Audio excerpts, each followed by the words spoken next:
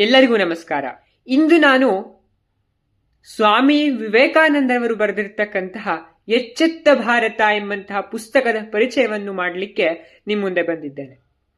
ಈ ಪುಸ್ತಕದ ಹೆಸರು ಎಚ್ಚೆತ್ತ ಭಾರತ ಹಾಗೂ ಲೇಖಕರು ಸ್ವಾಮಿ ವಿವೇಕಾನಂದ. ಇದು ಒಂದಿಷ್ಟು ಸ್ವಾಮಿ ವಿವೇಕಾನಂದರ ಲೇಖನಗಳು, ಭಾಷಣಗಳು ಹಾಗೂ ಕೃತಿಗಳ ಸಮಗ್ರ ಸಂಕಲನವಾಗಿ ನಮ್ಮೆದುರುಗಡೆ ಇಂದು ರಾರಾಜಿಸ್ತಾ ಇದೆ. ಇದು ಬರೀ ಪುಸ್ತಕವಲ್ಲ, ಇದು ಖಂಡಿತವಾಗಿಯೂ ಜ್ಞಾನದ ಭಂಡಾರ. ಬರೆದಿರ್ತಕ್ಕಂಥವರು ಯುವ ಪೀಳಿಗೆಯ ಒಬ್ಬ ಇನ್ಸ್ಪಿರೇಷನ್ ಮಹರ್ಷಿ ಸ್ವಾಮಿ ವಿವೇಕಾನಂದರವರು. ಇದರಲ್ಲಿ ಹಲವಾರು ಭಾಗಗಳಿದ್ದು, ಮೊದಲನೆಯ ಭಾಗ ಯುವಕರಿಗೆ ಸ್ವಾಮಿ ವಿವೇಕಾನಂದರವರ ಕರೆ, ನಂತರ ಸುಧಾರಕರಿಗೆ ಸ್ವಾಮಿ ವಿವೇಕಾನಂದರ ಕರೆ, ಶೈಕ್ಷಣಿಕ ತಜ್ಞರಿಗೆ ಸ್ವಾಮಿ ವಿವೇಕಾನಂದರ ಕರೆ ಹಾಗೂ ಸ್ತ್ರೀಯರ ಅಭ್ಯುದಯಕ್ಕೆ ಸ್ವಾಮಿ ವಿವೇಕಾನಂದರ ಕರೆ. ಮುಂದುವರೆದಂತೆ ಜನಸಾಮಾನ್ಯರ ಉನ್ನತಿಗಾಗಿ ಸ್ವಾಮಿ ವಿವೇಕಾನಂದರ ಕರೆ, ನಮ್ಮ ದೇಶದ ವೈಭವವನ್ನು ಮರುಸ್ಥಾಪನೆ ಮಾಡಲು ಸ್ವಾಮಿ ವಿವೇಕಾನಂದರ ಕರೆ ಎಂಬ 6 ಭಾಗಗಳನ್ನು ಈ ಪುಸ್ತಕ ಹೊಂದಿದೆ. ಈ ಪುಸ್ತಕವನ್ನು 2011ರಲ್ಲಿ ರಾಮಕೃಷ್ಣ ಆಶ್ರಮ, ರಾಮಕೃಷ್ಣ ಮಿಷನ್ ಪ್ರಕಟಿಸಿರುತ್ತದೆ. ಇಂಗ್ಲಿಷ್ ಭಾಷೆಯ ಸಂಕಲನವನ್ನು ಕನ್ನಡಕ್ಕೆ ಶ್ರೀ ವೆಂಕಟೇಶ್, ಶ್ರೀ ಟಿ.ಕೆ. ಸ್ವಾಮಿ ಹಾಗೂ ಶ್ರೀಮತಿ ಪ್ರಸನ್ನಾಕ್ಷಿ ಇವರು ಸ್ವಾಮಿ ಜ್ಞಾನಯೋಗಾನಂದರ ಮಾರ್ಗದರ್ಶನದಲ್ಲಿ ತರ್ಜುಮೆಗೊಳಿಸಿರ್ತಾರೆ.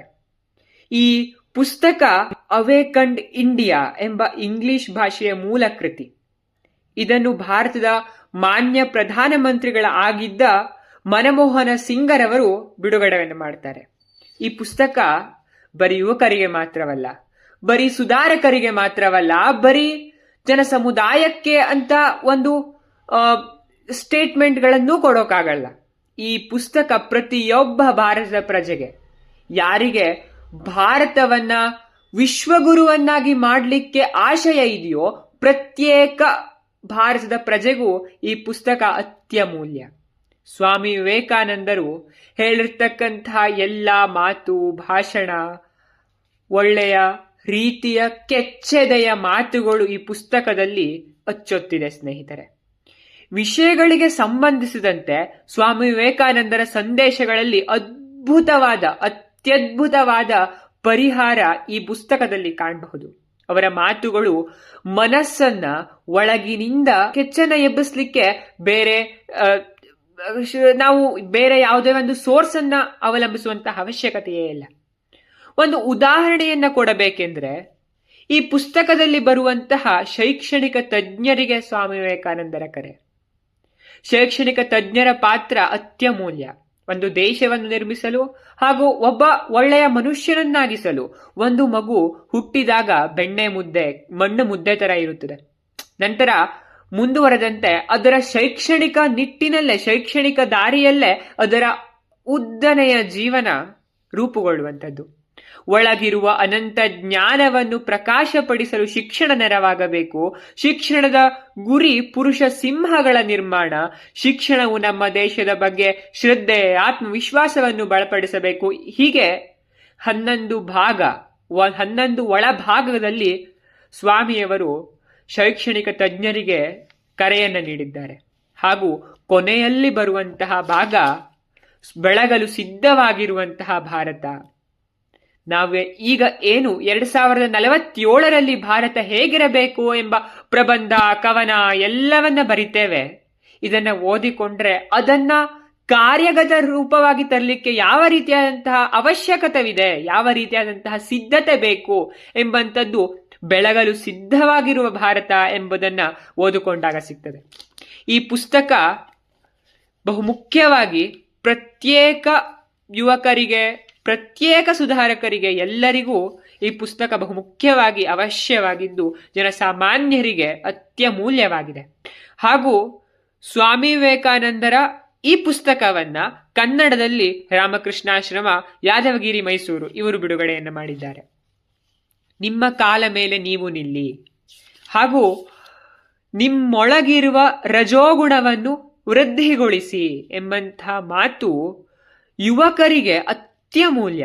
ನಮ್ಮಲ್ಲಿ ಸತ್ವ, ರಜಸ್ಸು, ತಮಸ್ಸು ಎಂಬಂತಹ 3 ಗುಣಗಳಿದ್ದು ನಮ್ಮೊಳಗಿರುವಂತಹ ರಜೋಗುಣಗಳನ್ನು ವೃದ್ಧಿಗೊಳಿಸುವುದರಿಂದ ದೇಶಕ್ಕೆ, ಆ ಒಬ್ಬ ವ್ಯಕ್ತಿಗೆ ಆಗುವಂತಹ ಒಂದು ಅಮೂಲ್ಯ ವಿಕಾಸ ದಾರಿಯನ್ನು ಸ್ವಾಮೀಜಿಯವರು ಈ ಪುಸ್ತಕದಲ್ಲಿ ಬಹು ಸೂಕ್ಷ್ಮವಾಗಿ, ಬಹು ಸುಂದರವಾಗಿ, ಮನಮುಟ್ಟುವ ರೀತಿಯಲ್ಲಿ ವಿವರಣೆಯನ್ನು ನೀಡಿದ್ದಾರೆ. ಹಾಗೂ ಈ ಪುಸ್ತಕವನ್ನು ಓದುವುದರಿಂದ ದೇಶದ ಅಭಿವೃದ್ಧಿ, ಪ್ರತ್ಯೇಕ ಮಾನವನ ವಿಕಾಸ ಆಗುವುದರಲ್ಲಿ ಯಾವುದೇ ಸಂದೇಹ ಬೇಡ ಮಿತ್ರರೇ. ಹಾಗೂ ಸ್ತ್ರೀಯರಿಗೆ ಸ್ವಾಮಿ ವಿವೇಕಾನಂದರ ಕರೆ ಎಂಬಂತಹ ಭಾಗ ಸ್ತ್ರೀಯರ ಮಾತೃತ್ವದ ಆದರ್ಶ, ಸೀತೆಯಲ್ಲಿ ವ್ಯಕ್ತವಾಗಿರುವ ಮಾತೃತ್ವದ ಆದರ್ಶ, ವೀರ ವನಿತೆಯರ ಆದರ್ಶ, ಈ ರೀತಿಯಾಗಿ ಪ್ರತಿಯೊಂದು ಅಂಕ, ಪ್ರತಿಯೊಂದು ಭಾಗವು ಮನಮುಟ್ಟುವ ರೀತಿಯಲ್ಲಿ, ಮನಸ್ಸಿಗೆ ತಾಕುವ ರೀತಿಯಲ್ಲಿ ಪ್ರತ್ಯೇಕ ಮಾನವನಿಗೆ ಖಂಡಿತವಾಗಿಯೂ ಹುರಿದುಂಬಿಸಿಕೊಳ್ಳುವುದರಲ್ಲಿ ಸಂದೇಹವೇ ಬೇಡ. ಹಾಗೂ ಸ್ವಾಮೀಜಿಯವರು ಬರೆದಿರ್ತಕ್ಕಂಥ ಎಷ್ಟೋ ಪುಸ್ತಕಗಳಲ್ಲಿ ಒಂದಿಷ್ಟು ಏಳಿ ಎದ್ದೇಳಿ ಗುರಿ ಮುಟ್ಟುವ ತನಕ ನಿಲ್ಲದಿರಿ ಎಂಬಂತಹ ಎಷ್ಟೋ ಪುಸ್ತಕ, ಎಷ್ಟೋ ಭಾಷಣ, ಎಷ್ಟೋ ಒಂದಿಷ್ಟು ಲೇಖನ, ಟಿಪ್ಪಣಿಗಳಲ್ಲಿ ಅದರ ಆಧಾರವಾಗಿ ಎಚ್ಚೆತ್ತ ಭಾರತ ನಿಲ್ಲುವುದರಲ್ಲಿ ಖಂಡಿತ ಎಲ್ಲರಿಗೂ ಅರ್ಥವಾಗುವಂತಹ ರೀತಿಯಲ್ಲಿ ಈ ಪುಸ್ತಕ ನಮ್ಮೆದುರಿಗೆ ಸಿಗ್ತದೆ. ಆಧುನಿಕ ಭಾರತದ ನಿರ್ಮಾಪಕರ ಸಾಲಿನಲ್ಲಿ ಸ್ವಾಮಿ ವಿವೇಕಾನಂದರ ಹೆಸರು ಮಹೋನ್ನತ ಸ್ಥಾನದಲ್ಲಿ ಮುನ್ನೆಲೆಯಲ್ಲಿ ಬರುತ್ತದೆ. ಅದೇ ರೀತಿಯಲ್ಲಿ ಇನ್ನೂ ಮುಂದಿನ ಪೀಳಿಗೆಗೆ, ಅದರ ಮುಂದಿನ ಪೀಳಿಗೆಗೂ ಈ ಪುಸ್ತಕ ಭಾರತವನ್ನು ಬೆಳಗಿಸಲು, ವಿಶ್ವಮಟ್ಟದಲ್ಲಿ ಭಾರತ ವಿಜಯ ಪತಾಕೆಯನ್ನು ಹಾರಿಸಲು ಈ ಪುಸ್ತಕ ಖಂಡಿತವಾಗಿಯೂ ಮಾರ್ಗದರ್ಶಿ, ಖಂಡಿತವಾಗಿಯೂ ದಾರಿ ತೋರಿಸುವುದರಲ್ಲಿ ಬೇರೆ ಮಾತಿಲ್ಲ. ಇಲ್ಲಿ ಬರುವಂತಹ ಪ್ರತ್ಯೇಕವಾದಂತಹ ಭಾಗದಲ್ಲಿಯೂ ಕೂಡ ಭಾಗಗಳಿದ್ದು ನಮ್ಮ ಓದುಗರ ಮನಸ್ಸಿನಲ್ಲಿ ಆಳಕ್ಕೆ ಇಳಿಯುವ ರೀತಿಯಲ್ಲಿ ಪ್ರತಿಯೊಂದು ಭಾಗಗಳು ಅರ್ಥವಾಗುವ ರೀತಿಯಲ್ಲಿ, ಒಬ್ಬ ಮೂಢನ ಮನದಲ್ಲೂ ಮಹೋನ್ನತ ಆಸೆಯನ್ನು ಬಿಂಬಿಸುವ ರೀತಿಯಲ್ಲಿ ಈ ಪುಸ್ತಕ ಛಲವನ್ನು ತುಂಬಿಸುವುದರಲ್ಲಿ ಬೇರೆ ಮಾತಿಲ್ಲ. ಇನ್ನೊಂದು ವಿಷಯ, ಸ್ವಾಮಿ ವಿವೇಕಾನಂದರು ಚಿಕಾಗೋದ ಸಮ್ಮೇಳನದಲ್ಲಿ ಭಾಷಣವನ್ನು ಮಾಡಿ ಭಾರತದ ಕೀರ್ತಿಯನ್ನು ವಿಶ್ವಮಟ್ಟದಲ್ಲಿ ಸ್ಥಾಪಿಸಿದ್ರು. ಅದು ಎಷ್ಟೋ ವರ್ಷಗಳ ಹಿಂದೆ. ಆದರೆ ಒಬ್ಬ ಯುವಕನ ಅಥವಾ ಒಬ್ಬ ಭಾರತದ ಪ್ರಜೆಯ ಪಾತ್ರವೇನು, ಭಾರತದ ಕೀರ್ತಿ ಎಂಬಂತಹ ಒಂದು ಶಬ್ದದ ಅರ್ಥ ಅತ್ಯಂತ ಅವಶ್ಯಕ, ಅತ್ಯಂತ ಅಮೂಲ್ಯ. ಏಕೆಂದರೆ ಭಾರತದ ಕೀರ್ತಿ ಭಾರತದ ಯುವ ಸಂಪತ್ತಿನಲ್ಲಿಯೇ ಇದೆಯೇ ಹೊರತು ಮತ್ಯಾವುದರಲ್ಲಿ ಇಲ್ಲ. ಹಾಗಾಗಿ ಈ ಪುಸ್ತಕವನ್ನು ಓದಿಕೊಂಡು ಈ ಪುಸ್ತಕದಲ್ಲಿರುವಂತಹ ಅಂಶವನ್ನ ತಿಳಿದುಕೊಂಡರೆ ಭಾರತದ ವೃದ್ಧಿ, ಭಾರತದ ಪ್ರಗತಿ ಖಂಡಿತವಾಗಿಯೂ ಆಗುತ್ತದೆ.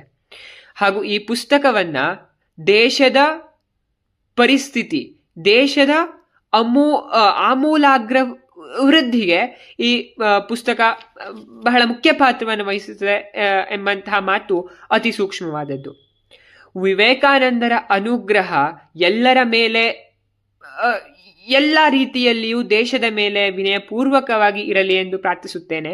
ಹಾಗೂ ಈ ಪುಸ್ತಕವನ್ನು ಕೊಟ್ಟಂತಹ, ಈ ಪುಸ್ತಕದ ಬಗ್ಗೆ ಕೆಲಸ ಮಾಡಿರ್ತಕ್ಕಂತಹ, ಕನ್ನಡಕ್ಕೆ ತರ್ಜುಮೆಗೊಳಿಸಿರ್ತಕ್ಕಂಥ ಹಾಗೂ ಇಂಗ್ಲಿಷ್ನಲ್ಲಿ ಬಿಡುಗಡೆ ಮಾಡಿರ್ತಕ್ಕಂಥ ಎಲ್ಲ ವ್ಯಕ್ತಿಗಳಿಗೂ, ಎಲ್ಲ ವ್ಯಕ್ತಿತ್ವಗಳಿಗೂ ನನ್ನ ಶಿರಸಾಷ್ಟಾಂಗ ನಮನಗಳನ್ನು ಸಲ್ಲಿಸುತ್ತಾ ಈ ಒಂದು ಅವಕಾಶಕ್ಕಾಗಿ ಧನ್ಯವಾದವನ್ನು ಕೋರುತ್ತಾ ನನ್ನ ಮಾತನ್ನ ಮುಗಿಸ್ತೇನೆ. ಭಾರತ ವಿಶ್ವಗುರು ಆಗುವುದರಲ್ಲಿ ಈ ಸಂದೇಹವೇ ಬೇಡ. ಭಾರತ ವಿಶ್ವಗುರುವಾದರೆ ಭಾರತದ ಆಮೂಲಾಗ್ರ ಕೊಡುಗೆ ಈ ಸ್ವಾಮಿ ವಿವೇಕಾನಂದರ ಆಶಯ ಪೂರ್ಣಗೊಳ್ಳುವುದರಲ್ಲಿ ಯಾವುದೇ ಸಂದೇಹ ಬೇಡ. ನಮ್ಮೆಲ್ಲರ ಅನಿರತ ಪ್ರಯತ್ನ ಭಾರತವನ್ನ ವಿಶ್ವ ಮಟ್ಟದಲ್ಲಿ ಏರಿಸಲಿಕ್ಕೆ, ಭಾರತದ ಪತಾಕೆಯನ್ನ ವಿಶ್ವ ಮಟ್ಟದಲ್ಲಿ ಹಾರಿಸಲಿಕ್ಕೆ ಇರಲಿ ಅಂತ ಹೇಳ್ತಾ ನನ್ನ ಒಂದು ಪುಸ್ತಕ ಪರಿಚಯವನ್ನ ಎಚ್ಚೆತ್ತ ಭಾರತ ಅವೇಕಂಡ್ ಇಂಡಿಯಾ ಪುಸ್ತಕದ ಬಗ್ಗೆ ಕಿರು ಪರಿಚಯವನ್ನ ಮುಗಿಸ್ತೇನೆ. ಧನ್ಯವಾದ.